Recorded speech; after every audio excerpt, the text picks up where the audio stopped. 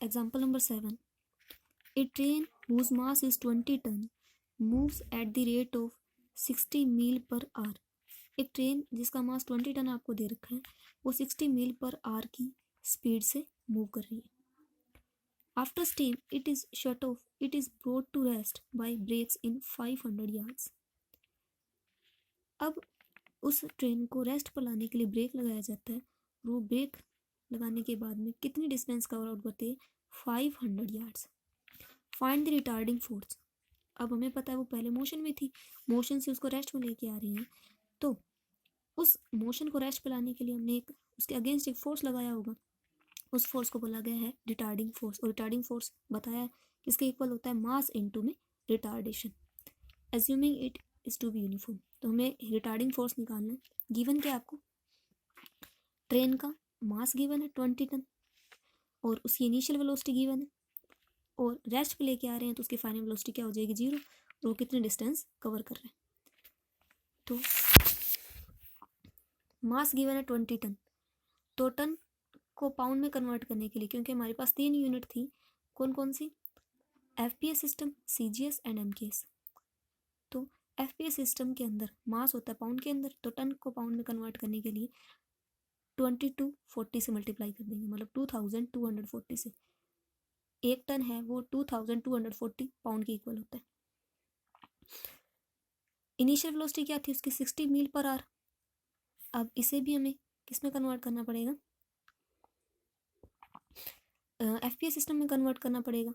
तो 1 जो मील we meal per hour है वो इक्वल होते हैं वी इंटू में 22/15 फुट पर सेकेंड.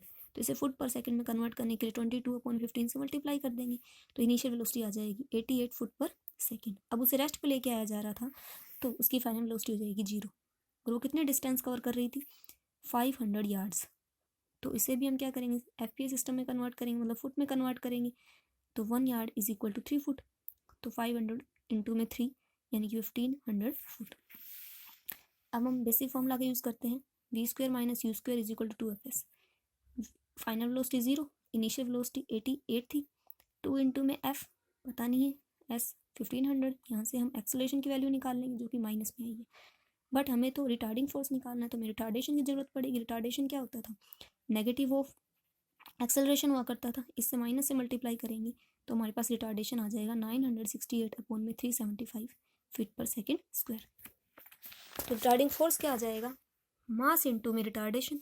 मास था 20 अब इंटू में 2240 और रिटार्डेशन 968/375. तो एफपीएस सिस्टम के अंदर फोर्स की यूनिट होती है पाउंडल. वैसे हम यहाँ तक भी सोल्व कर सकते हैं पाउंडल्स के अंदर निकालने के लिए. अगर हम आगे सोल्व करना चाहें तो पाउंडल को सबसे पहले इसने किसने कन्वर्ट किया है? पाउंड पर वेट में कन्वर्ट किया है. पाउंड पर वेट में कन्वर्ट करने के लिए हम इसे 32 से डिवाइड कर देंगे क्योंकि 1 पाउंड वेट किसके इक्वल होता है? 32 पाउंडल्स के इक्वल. पाउंडल को अगर पाउंड वेट में कन्वर्ट करना है तो ये 32 क्या हो जाएगा? डिवाइड में चला जाएगा.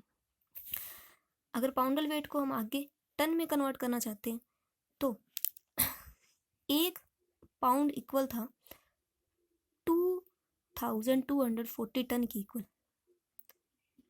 तो अगर हमें इसको टन में कन्वर्ट करना है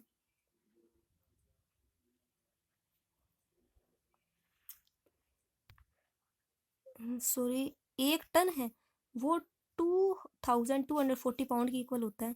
तो 1 पाउंड किसके इक्वल हो जाएगा? 1 में 2240 टन्स के इक्वल हो जाएगा. तो हम किसको कन्वर्ट कर रहे हैं? पाउंड्स को टन में कन्वर्ट कर रहे हैं. यहाँ पे एलबीएस का मतलब पाउंड ही है तो पाउंड को टन में कन्वर्ट करेंगे तो इसे डिवाइड करना पड़ेगा. तो ये जो पूरी पूरी वैल्यू है वो किस में आ गई? हमारे पास फोर्स की टन वेट के अंदर आ गई.